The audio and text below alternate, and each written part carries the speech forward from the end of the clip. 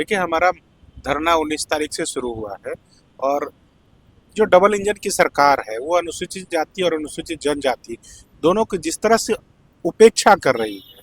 सरकार का मुखिया जो है एक अनुसूचित जनजाति से आता है और उनके कान पे जू तक नहीं रेंग रहा है कि किस तरह से हम 19 तारीख तक बैठे हैं और ये नोटिस भी नहीं ले रहे हैं। हमारी स्पष्ट मांग है अनुसूचित जाति के जो आरक्षण में प्रावधान है 1975 से जो हमारे अधिकार दिए गए हैं, पर अनुसूचित जाति के आरक्षण जो पदोन्नति में प्रमोशन में जो आरक्षण है हम उसकी मांग कर रहे हैं। इसके अलावा अनुसूचित जाति आयोग, अनुसूचित जनजाति आयोग जो सरकार में गठन तक ना हुआ है, तो हम उन तमाम मुद्दों को लेकर धरना पे बैठे हैं और हम कल विधानसभा का घेराव करेंगे और सरकार जो गूंगी बहरी हो चुकी है उसे जगाने की कोशिश कर। नहीं, सरकार की तरफ से तो कोई तो गूंगी बहरी सरकार है, हम लगातार उन्हें आवाज दे रहे हैं और वो सुनने को तैयार नहीं है।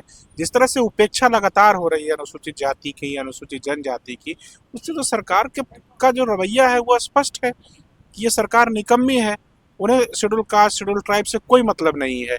हम उन्हीं मुद्दों को लेकर तो बैठे हैं ना। जब मुद्दे लेकर हम बैठे हैं लगातार दिन रात 6 दिन से, हमारे अनुसूचित जाति कांग्रेस के जो अध्यक्ष हैं मानस मलिक जी और भक्तचरण दास जो हमारे पीसीसी प्रेसिडेंट हैं, उनके नेतृत्व में हम लगातार प्रयास कर रहे हैं कि कांग्रेस पार्टी के माध्यम से उड़ीसा के जो शेड्यूल ट्राइब, शेड्यूल कास्ट के लोग हैं उनकी बात को विधानसभा में पहुंचाए। विधानसभा के माध्यम से जो तमाम सरकार के विधायक है उनके पास ये बात जाए, मगर कोई नोटिस लेने को तैयार नहीं है। कहाँ जॉब अपॉर्चुनिटी है? जो जॉब में है वो तो जैसे सरकार ने क्या किया, 4th ग्रेड एम्प्लॉय जो है, जो सबसे ज़्यादा निचले तबके के लोग उसमें शामिल होते थे, 4th ग्रेड एम्प्लॉय को ही ख़त्म कर दिया केंद्र सरकार ने। अब तो वो आउटसोर्सिंग से होता है। प्रमोशन में जो आरक्षण है वो नहीं हो रहा है। तो आप किस जॉब की बात कर रहे हैं?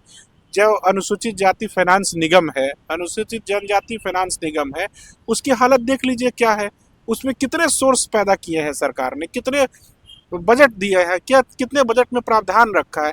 तो ये तमाम चीज़ें ऐसी हैं और सरकार पीठ थपथपा रही है, पता नहीं किस चीज़ को लेकर पीठ थपथपा रही है। अगर ख्याल कर रही होती तो अनुसूचित जाति फाइनेंस निगम और अनुसूचित जनजाति फाइनेंस निगम, उसकी हालत ये होती क्या कि उनके पास न ऋण वितरण करने के लिए कुछ है, ना ही रोजगार सृजन से रिलेटेड कुछ योजनाएं हैं।